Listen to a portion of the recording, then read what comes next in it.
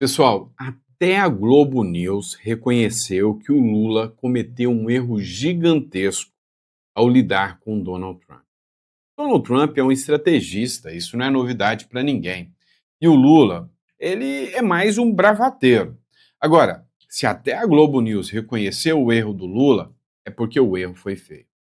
A Casa Branca, inclusive, mandou um recado claro, objetivo para o petista. Ou ele se alinha com os Estados Unidos, ou algo ruim pode acontecer. A gente vai falar sobre isso com vocês nesse editorial. Também vamos falar de uma declaração bombástica do Eduardo Bolsonaro, que cai como uma verdadeira dinamite na política brasileira. Fica ligadinho que eu vou falar sobre isso com você. E também, né? Depois do regresso ao Brasil e uma denúncia feita pelo Procurador-Geral da República, a prisão poderia acontecer. Uma prisão que, se acontecesse, meu amigo, ninguém sabe ao certo como ficaria o desfecho final da política brasileira até 2026. Vamos entender tudo isso? Então seja muito bem-vindo ao nosso canal, é um prazer e uma honra sem precedentes poder estar aqui com você. Cada dia, né, parece que eu fico mais feliz em poder estar aqui debatendo com vocês, discutindo com vocês e trazendo mais um conteúdo para vocês, tá bom? Então não esquece de se inscrever se você busca um canal independente, com qualidade, que vai te falar sobre a política como ela verdadeiramente é. Você encontrou o canal aqui sem esse diz que disse, sem ficar inventando fake news, nem dá nada nesse sentido. Se eu acho que está certo, eu falo que está certo. Se está errado, está errado. Independente se é Lula ou Bolsonaro, meu negócio aqui é explicar o que está rolando na política de verdade, tá bom? Então não esquece de se inscrever, curtir e compartilhar o nosso editorial. Vamos lá, pessoal. Essa charge aqui representa gigantescamente a forma, né, que o Donald Trump deu aquela, vamos dizer assim, aquela sabuada, né, no petista, no Luiz Inácio Lula da Silva. Presta atenção no seguinte: o Trump chegou e falou: não, eu passei pelo Lula, dei um abraço no Lula e vi que ele é uma pessoa agradável, pintou um clima ali, rolou uma química. Então, acho que a gente poderia conversar um pouquinho mais. E aí, quando o Donald Trump fala em conversar com Lula, é mais ou menos isso aqui que você está vendo na tela, né? É o gato falando pro rato. Vamos jantar semana que vem? Gostei de você, rolou uma química entre nós. Você acha que o Lula vai? Não vai nem pagando. Outro ponto é esse aqui também, ó, essa charge aqui também achei incrível. Conversa? Semana que vem? Vamos conversar? E aí, né, o Lula aqui, não, eu estarei com a fralda, digo, a agenda lotada, companheiro. Tá, mas por que a gente está falando dessas charges aqui e o que isso representa? Representa o seguinte: o Donald Trump, quando ele falou para o Lula, olha, eu quero conversar com você, vamos só nós dois ali no canto ali para nós conversarmos, todo mundo sabe que é uma armadilha do Trump. O Trump jogou uma granada no colo do Lula, que o Lula ficou meio que sem reação.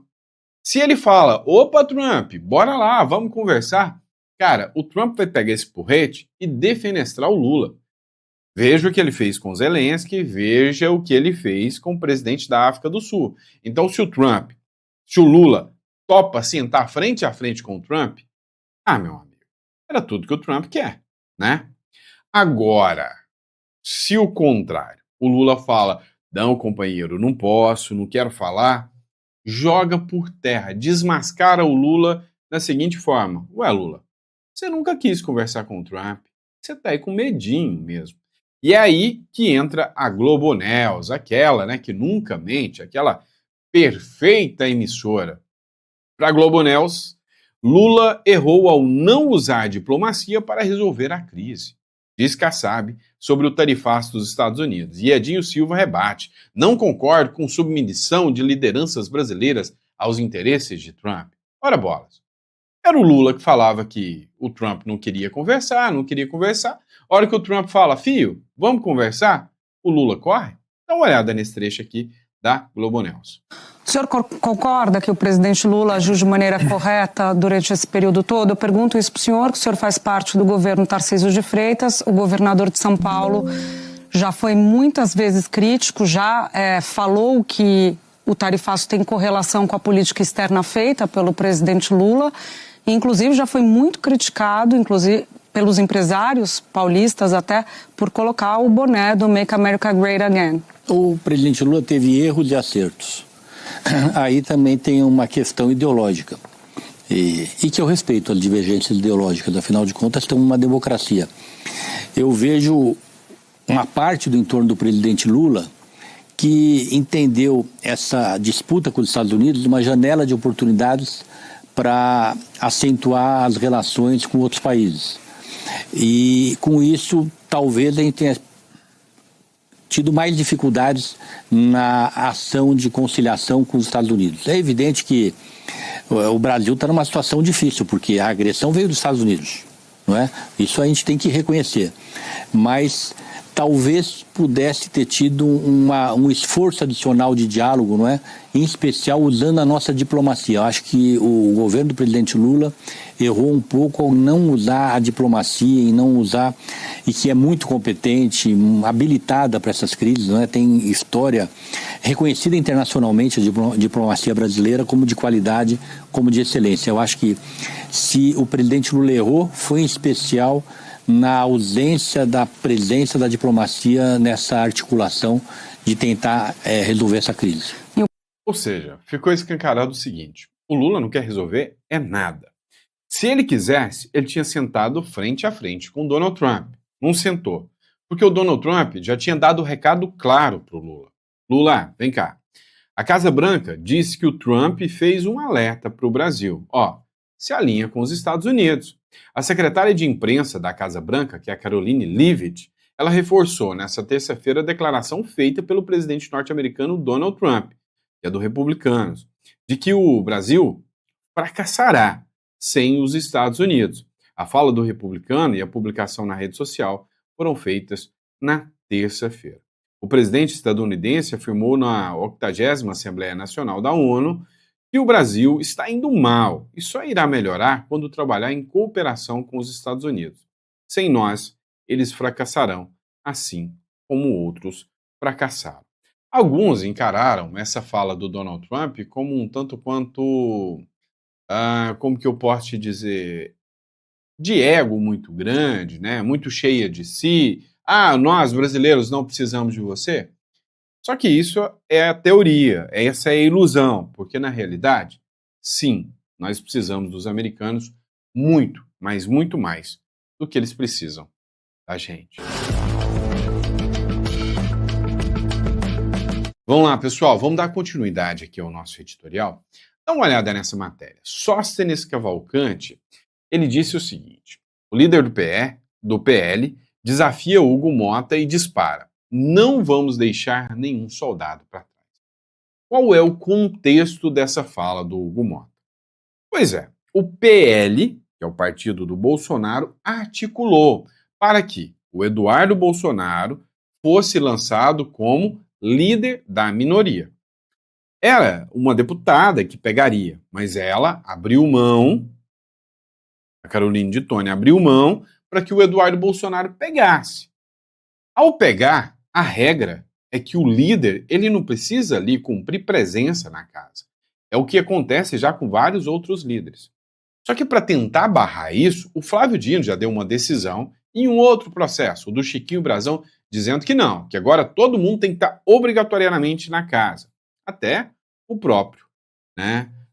Chiquinho Brazão deveria estar, como não estava, vai ser, porque mandou matar a Marielle, mas a esquerda já esqueceu disso, vai perder o mandato. E aí isso se estende ao Eduardo Bolsonaro também, que não está na casa. Está hoje refugiado nos Estados Unidos, está exilado nos Estados Unidos. Acontece que o Hugo Mota seguiu a linha do Flávio Dino, o recado foi muito claro para o Hugo Mota. O Flávio Dino hoje, o Hugo Mota hoje falou: olha, eu não aceito o Eduardo Bolsonaro como presidente, como líder da minoria. Então, nada disso, vai continuar contando falta, daqui a pouquinho vão expulsar o Eduardo Bolsonaro. E o Sóstenes Cavalcante mandou um recado, disparou contra o Hugo Mota o seguinte: nós não vamos aceitar essa decisão do presidente Hugo Mota de forma unilateral. Estamos fazendo um recurso, porque foi dialogado e conversado com o presidente Hugo Mota, e não vamos aceitar pressões externa corporis para impedir o exercício do deputado Eduardo Bolsonaro, eleito, que está aqui para representar os seus eleitores até o fim do seu mandato. Nós, do PL e da oposição, não deixaremos um dos nossos soldados para trás, muito menos o deputado Eduardo Bolsonaro. Era esse o comunicado que queria fazer. Pois é, pessoal. Quando, ele fala não aceitaremos pressão externa, ele está se referindo claramente ao STF, que articulou, manifestou e fez de tudo para que o Eduardo Bolsonaro estivesse fora da jogada. Olha só essa matéria aqui do Metrópolis. O Moraes, Flávio Dino e companhia estão fazendo de tudo para pegar o Eduardo Bolsonaro pelo pé, dar um jeito de condená-lo logo num colegiado para que ele fique inelegível. Matéria: Moraes envia denúncia da Procuradoria-Geral da República contra Eduardo Bolsonaro para o Hugo Mota. Ou seja, aqui para chancelar de uma vez por todas que o Eduardo Bolsonaro não poderá ficar como líder da minoria e muito menos como deputado. Primeiro, caça-se o mandato dele, já resolve um problema. Depois, e se caçar o mandato dele como deputado, já vai fechar algumas portas para ele, inclusive na Europa, Estados Unidos, entre outros caminhos, e depois também, uma condenação, uma possível condenação. O ministro do Supremo Tribunal Federal, Alexandre de Moraes, encaminhou ao presidente da Câmara dos Deputados, o Hugo Mota, do Republicanos, a denúncia apresentada pela Procuradoria-Geral da República contra o deputado federal Eduardo Bolsonaro, que é do PL. O material foi encaminhado à Mota após pedido do Procurador-Geral da República, Paulo Gonet. Segundo a PGR, ele possui, abre aspas, graves alcances institucionais, fecha aspas, e pode ensejar a avaliação disciplinar contra o filho do ex-presidente Jair Bolsonaro, condenado a 27 anos de prisão. E aí, sem sombra de dúvidas, o Eduardo Bolsonaro entra na mira aqui, e a inelegibilidade do Eduardo Bolsonaro é quase que dada como certa. Porém, antes mesmo disso acontecer, o Eduardo Bolsonaro deu aquela boa e velha cartada de mestre. E é essa que eu vou explicar para vocês agora. Presta atenção no que eu vou dizer para vocês, tá? É o seguinte, o Eduardo Bolsonaro, ele deu uma declaração sobre 2026, que de certa forma abala a estrutura da política para 2026. Eduardo Bolsonaro afirma sobre 2026, abre aspas, com meu pai fora, eu sou candidato à presidência, fecha aspas. Não foi à toa que o Eduardo Bolsonaro deu essa declaração, não. Essa publicação é do canal do Paulo Matias. Lembrando vocês que eu sempre cito a fonte de todas as matérias que eu trago. O deputado federal Eduardo Bolsonaro afirmou nesta terça-feira que será candidato à presidência da República em 2026, caso seu pai, o ex-presidente Jair Bolsonaro, esteja inelegível. Jair Bolsonaro foi condenado a 27 anos e 3 meses de prisão pelo Supremo Tribunal Federal. O Eduardo Bolsonaro acredita que o sistema está tentando acelerar processos judiciais contra ele para torná-lo inelegível também. Ele também comentou sobre uma denúncia da Procuradoria-Geral da República que o acusa de coação em processo judicial relacionado à tentativa de obter sanções dos Estados Unidos contra autoridades brasileiras para beneficiar o seu pai. Vem cá, por que o Eduardo Bolsonaro anunciou que será candidato, mesmo sabendo que os processos virão para deixá-lo inelegível? Qual o motivo disso? O Eduardo Bolsonaro está fazendo de tudo e ele quer escancarar que o Brasil está mais semelhante da Venezuela do que nunca. Ora, na Venezuela, todo mundo que abria a boca e falava eu vou concorrer à presidência da República. O Maduro falava, você não, inelegível. Veio a Maria Corina Machado, depois teve uma outra Corina, que concorreria no lugar da Maria Corina Machado, simplesmente o site saiu fora do ar. Aí a Maria Corina Machado pegou alguém que já era candidato, que era o Edmundo Gonçalves, e falou, agora eu te apoio. Você topa? Ele falou, eu topo. E aí, né, tentaram torná-lo inelegível também, mas ia ficar tão feio, tão esquisito, que acabaram deixando passar. O Eduardo Bolsonaro quer fazer a mesma coisa. Pô, deixaram meu pai inelegível. Ok, eu não tinha nada até então, não participei do tal do plano do golpe, eu não estava na mira, nem nada. Então, resumindo, o próximo candidato a presidente sou eu. E aí vem Vral, deixa ele inelegível. Depois, pode ser que o Flávio Bolsonaro fale, não, então sou eu, também inelegível. Vai ficar cada vez mais difícil de explicar para o mundo e para o Trump, para o Homem Laranja, que isto é democracia. Você concorda ou não? Coloca no comentário, que eu quero saber a sua opinião. Vamos lá, pessoal. Dá uma olhada. A Andresa Matais meio que matou, né? Fazendo um trocadilho com o nome dela, né? Matais o caso aqui, né? Tu matais o caso, né? Andresa Matais. De, abre aspas, homem agradável a excelente química, Trump expôs o Lula na ONU. E, literalmente, o que se trata de expor o Lula na ONU? Lembra de quando eu disse para vocês que o interesse do Trump era eu vou mostrar para vocês que o Lula nunca tentou conversar comigo, que o Lula não é aliado dos Estados Unidos e que muito menos o Lula é democrata. Esse sempre foi o interesse do Donald Trump. A Andresa Matais até colocou aqui, ó.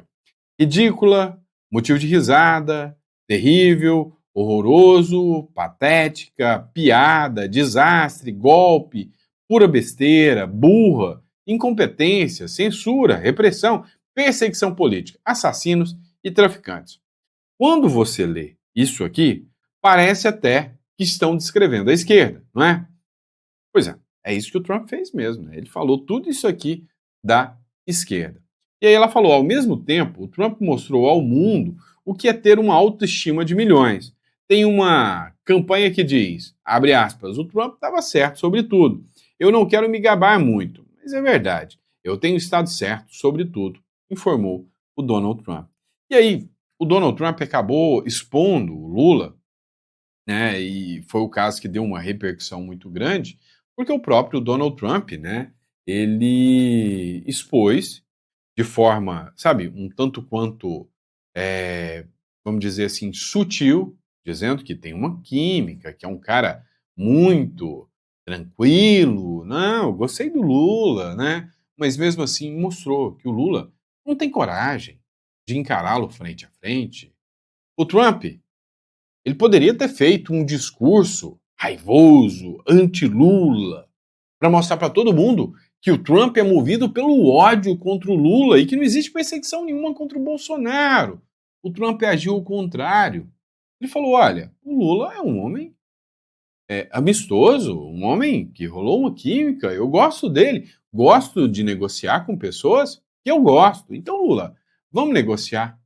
E aí, como é que o Trump, agindo assim, vai dar margem para o discurso do Lula de que o Trump age ideologicamente contra o Lula? O Trump chamou o Lula para conversar, quem correu ideologicamente falando foi o próprio Lula, então ele foi exposto. Na plateia, o presidente Lula tentou até demonstrar um pouco o caso com o discurso do colega, indo e conversando com a primeira-dama, Janja, e sem usar o tradutor. Como não fala inglês, deixou claro que tinha mais o que fazer, ou seja, ficar com medo do Donald Trump e não aparecer, o que realmente, né, ficou um tanto quanto feio aí, né? Aí depois de ter ficado muito feio, depois de muitas críticas, o Lula falou que ele é um homem ocupado demais e que não tem tempo para falar com o Trump. Veja só, né? Veja só, o Lula dizendo, não, eu sou muito ocupado, eu não tenho tempo para falar com o Trump, não. Pois é, mas depois disso, com medo, o Lula quer encontro com o Trump, talvez pelo telefone, né? Essa matéria foi publicada pelo Tomé Abdu. E detalhe, mesmo que seja um encontro via telefone, ou seja, uma ligação telefônica, os petistas alertaram, Lula, tome o maior cuidado do mundo, porque o Trump é perigoso, ele é uma raposa velha e ele vai querer te envolver em alguma armadilha.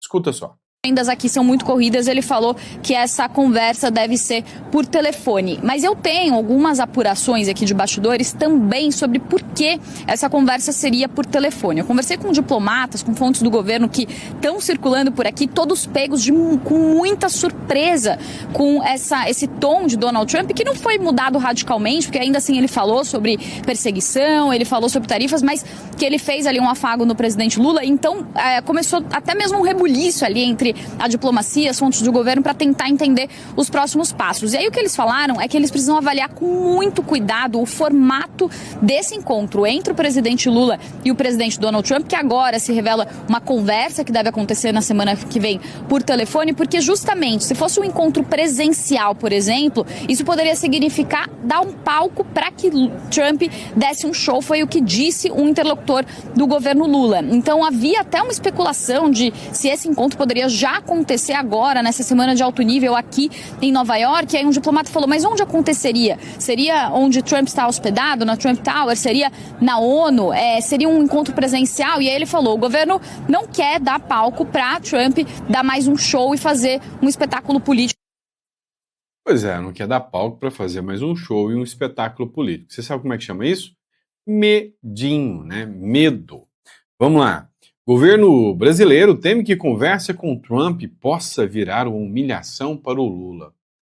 Humilhação já aconteceu, né? Afinal, o Trump disse para o Lula, vamos conversar, sendo que o Lula falou que o Trump não queria conversar, que o Trump era radical, que o Trump é ideológico, é extremista e não queria conversar.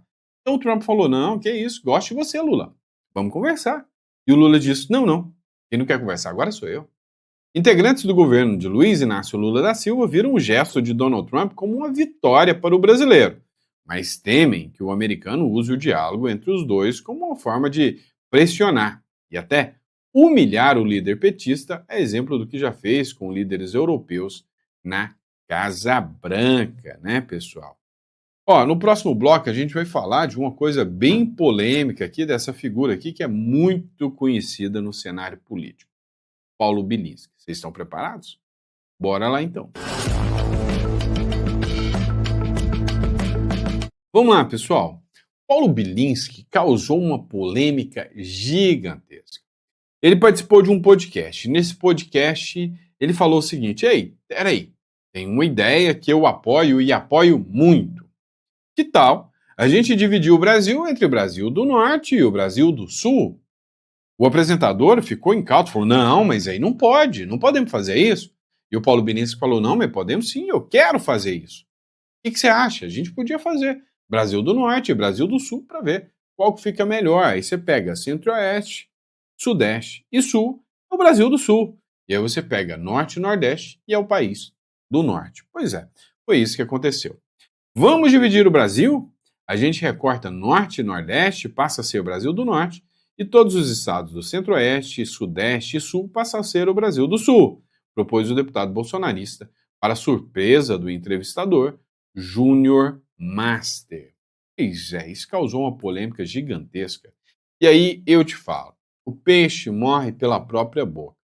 Não sei por que o Paulo Bilinski falou isso, porque o Paulo Bilinski é jurista, é advogado, ele é formado em direito. Então, eu achei esquisito, né, o discurso do Paulo Bilinski vir exatamente nesse sentido, porque ele sabe que pregar pela divisão é crime.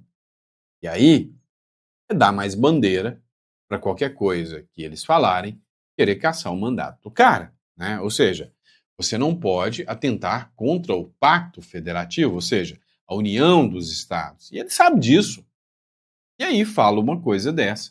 Parece até, né, que não fez o dever de casa ou não entende, né, a gravidade política que nós estamos agora. Pelo amor de Deus, né, vacilo feio em cima de uma dessa aí. Vamos lá, pessoal. E essa aqui, né? O tal do esquerdista não cansa de passar vergonha. Dá uma olhada nessa aqui.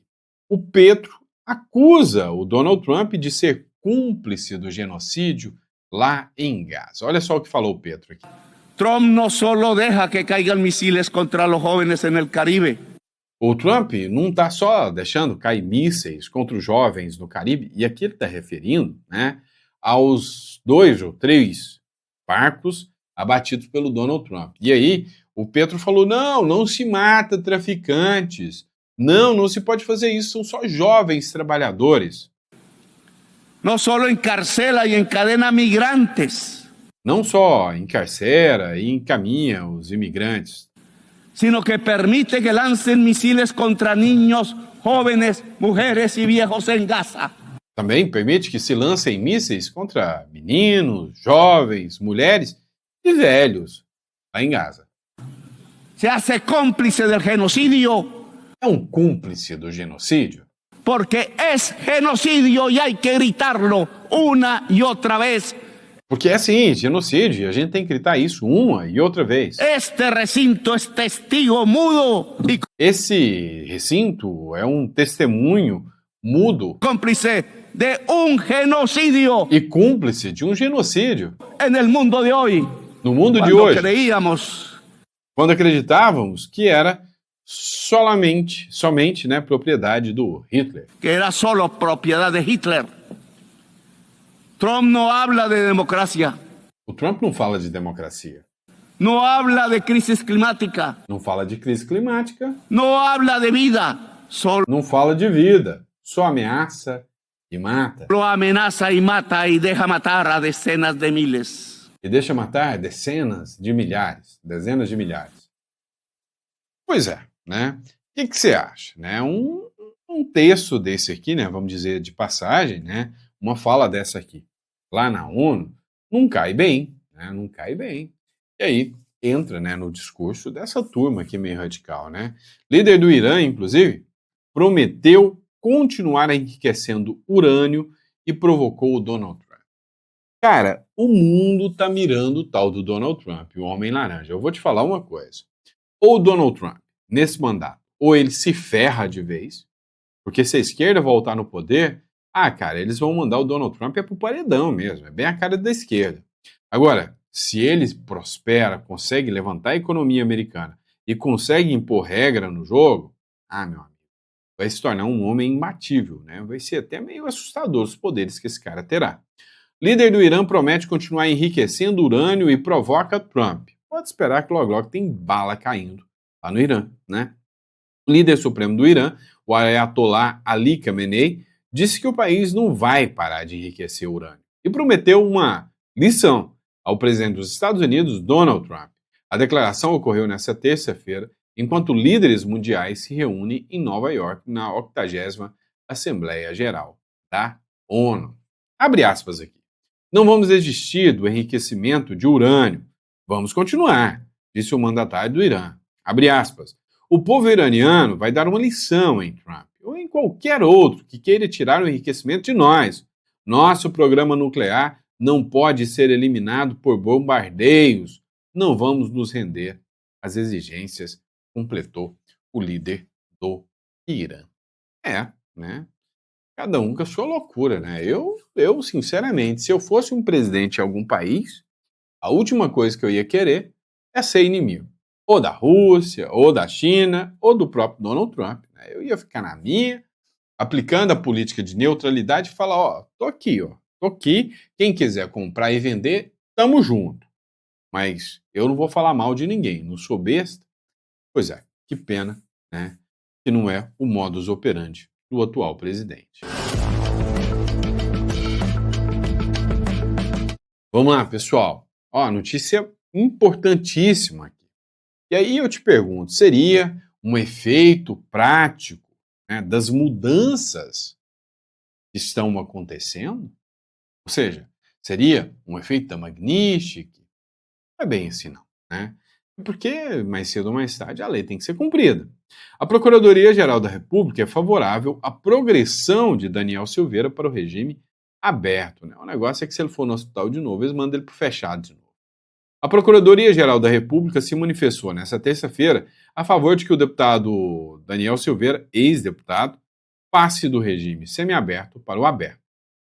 No parecer, o vice-procurador-geral da República, Indemburgo Chateaubriand Pereira Diniz Filho, destacou que o ex-parlamentar atingiu o lapso temporal exigido, como o cumprimento do tempo de pena, e apresenta um bom comportamento na prisão. Pois é, meu amigo. Brincadeira não, né? Não é brincadeira não. E aí, para encerrar esse editorial aqui com chave de ouro, né? Você vai ver a reação aqui, né, do Scott Bessent, né, que é o secretário de Tesouro dos Estados Unidos, quando o Lula falou que é um absurdo declarar os traficantes de Cuba como terroristas. Dá uma olhada. O Haiti tem direito a um futuro livre de violência. Concordo. E é inadmissível que Cuba seja listada como o país que patrocina o terrorismo. Aí é sacanagem. Não, aí tem razão do cara olhar que essa cara e falar, pelo amor de Deus, o que esse cara tá falando? Num conflito na